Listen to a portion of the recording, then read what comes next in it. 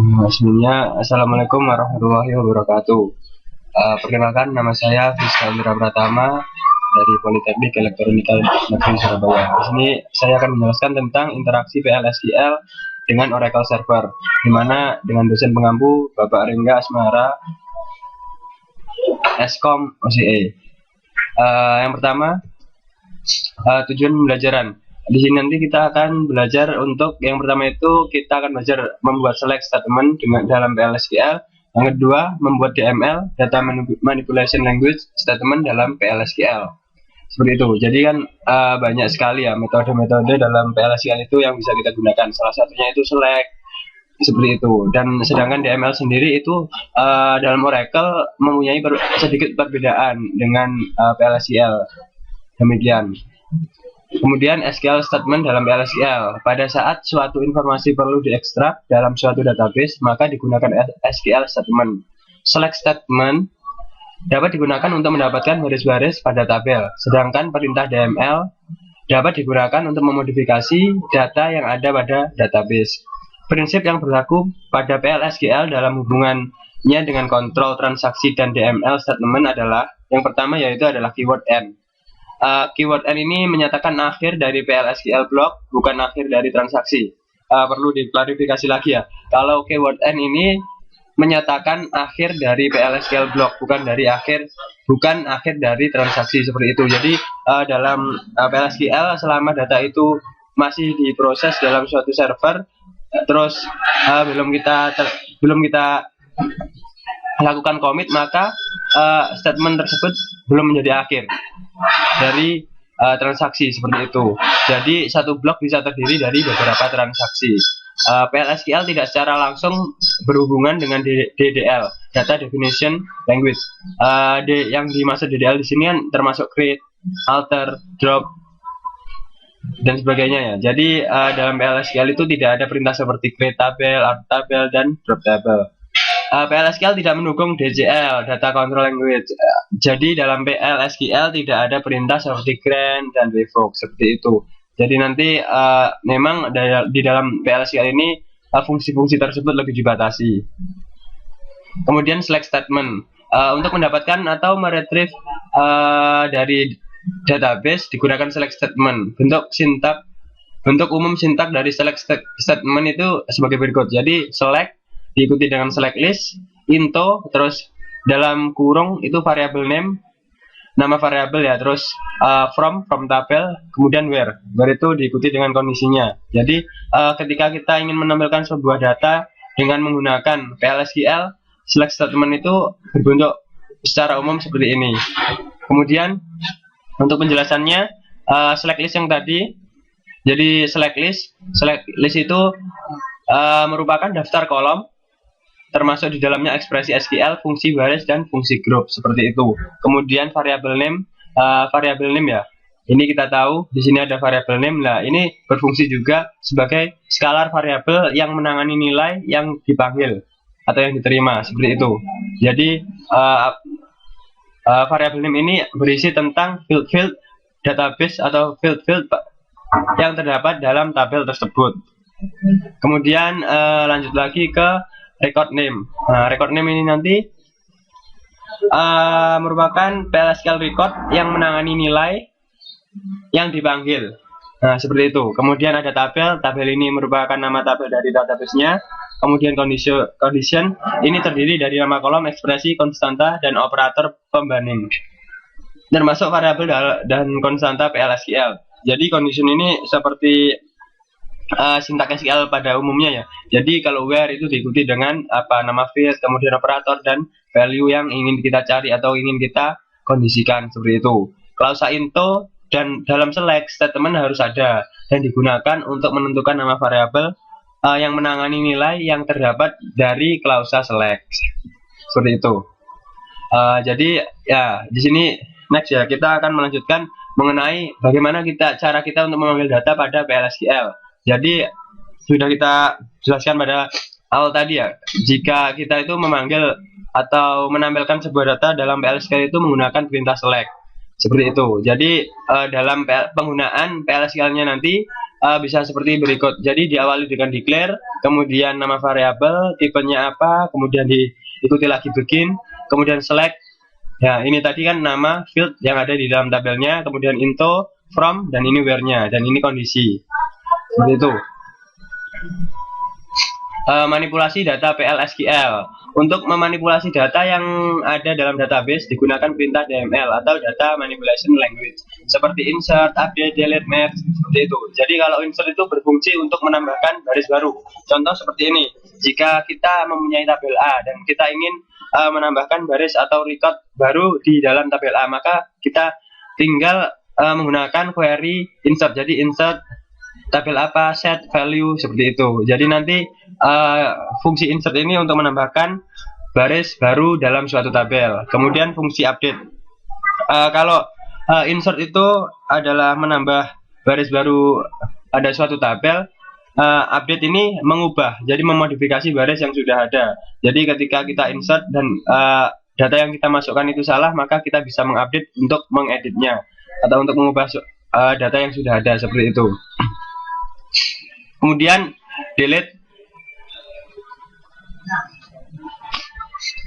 Delete di sini berfungsi untuk menghapus baris yang tidak diinginkan. Biasanya kalau delete ini diikuti dengan where atau kondisi data apa saja yang ingin kita hapus. Contohnya where ID sama dengan 1, where nama sama dengan Budi, seperti itu contohnya. Dan yang terakhir adalah merge.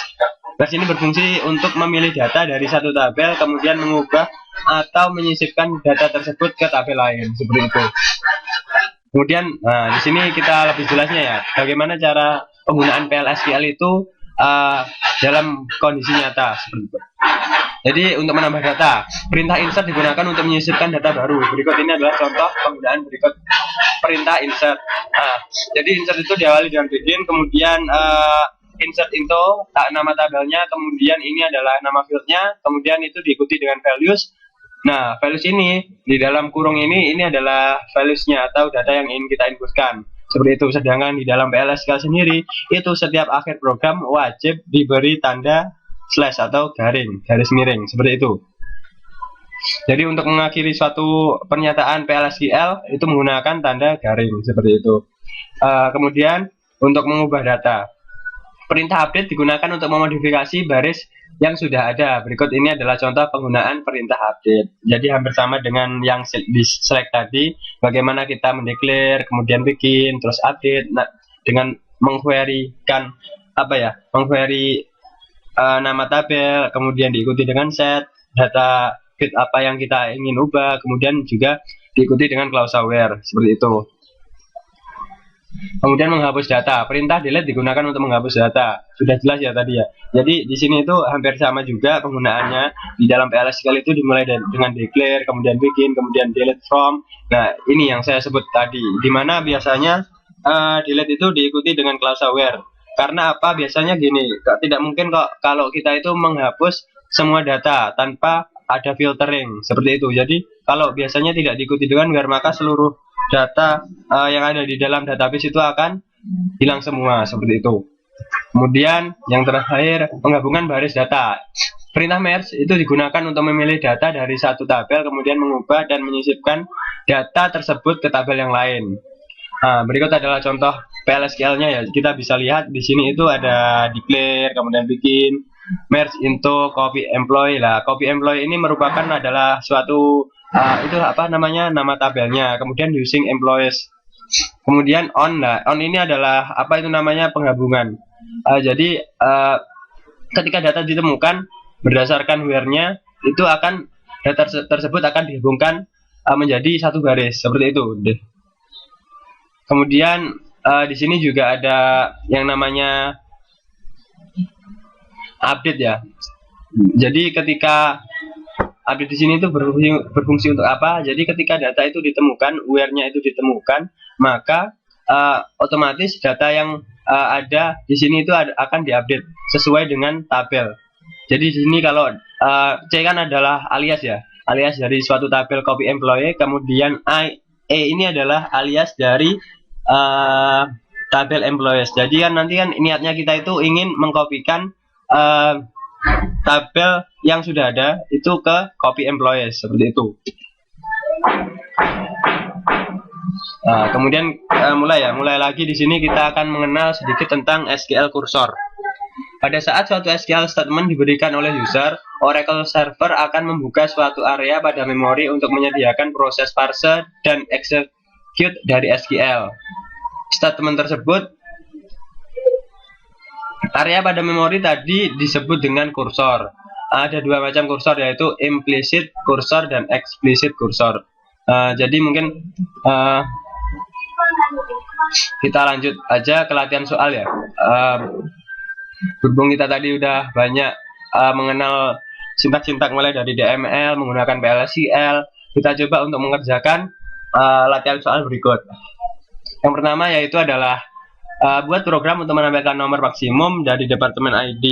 Gunakan fungsi max seperti itu. Terus setelah itu simpan hasilnya dalam bin variabel gmax.depno dan tampilkan hasilnya. Jadi bisa kita simpulkan di sini bahwa kita nanti harus menampilkan nomor maksimum dari departemen ID dan wajib menggunakan fungsi max. Sedangkan fungsi max ini nanti kan sudah tersedia dalam fungsi MySQL sendiri ya. Jadi nanti ini nggak usah kalau kita kok membuat fungsi max sendiri itu enggak. Di sini tuh fungsi max ini sudah disediain seperti itu. Jadi nanti bisa kita jawab seperti ini. Yang pertama kita harus membuat variabel gmax.depno itu bertipekan varsar 2 dengan maksimum length itu 30. Kemudian langsung diikuti dengan begin. Nah, di dalam begin ini terdapat query PLSQL-nya. Jadi select max department ID into gmax.depno from department seperti itu. Jadi nanti hasilnya dari max departemen ID ini akan ditampung di variabel gmax.depno seperti itu. Kemudian menggunakan perintah print untuk menampilkan secara konsol ya. Jadi kalau PLSQL ini mungkin bisa kita sebut juga sebagai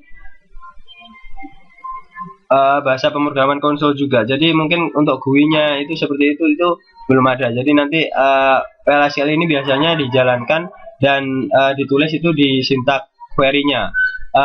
Sebagai contoh kita bisa menggunakan konsol pada Windows, kemudian kita juga bisa menggunakan fitur GUI yang ada di dalam Oracle-nya sendiri. Biasanya terdapat pada browser ya, atau mungkin kita juga bisa menggunakan aplikasi-aplikasi yang sekarang sudah banyak ya, aplikasi yang mendukung Oracle. Contohnya itu adalah Toad seperti itu. Jadi kita bisa memanfaatkan aplikasi-aplikasi seperti itu untuk mempermudah kita dalam menjalankan programming PLSQL ini. Seperti itu. Jadi nanti seumpamanya gini, kita ingin mengupdate atau kita ingin melihat data dari tabel A, padahal tabel A itu mempunyai data yang sangat banyak. Sedangkan kalau kita lihat dari konsol itu kan tidak memungkinkan. Kalau kita lihat dari konsol kan mungkin kita terlalu sulit lah. Itu salah satu cara untuk menangani atau mengatasi masalah tersebut, yaitu menggunakan aplikasi tadi, baik yang berbayar maupun yang free. Tapi biasanya mungkin yang berbayar akan lebih menarik ya, dari segi fitur maupun dari segi sekuritasnya seperti itu. Jadi biasanya kalau PLSQL ini juga digunakan untuk apa ya namanya, sebagai trigger juga. Jadi ketika ada insert data baru itu insertnya itu dijadikan sebuah trigger. Jadi nanti setelah insert itu kita otomatis akan melakukan insert ke tabel yang lain, itu juga bisa seperti itu. Jadi banyak sekali manfaat PLSQL yang ada dalam Oracle ini. Jadi mungkin kita bisa memanfaatkannya untuk hal-hal yang mungkin itu belum ada sekarang dan kita kembangkan untuk teknologi yang baru. Nah, yang terakhir itu adalah alhamdulillah mungkin kita udah selesai dari materi yang kita sampaikan, yaitu saya mau berbicara sedikit di sini adalah mengenai soal mimpi. Jadi ciptakan mimpimu dan kejarlah dengan usaha yang keras. Oke, saya Fiska Indra Hirata. Wassalamualaikum warahmatullahi wabarakatuh.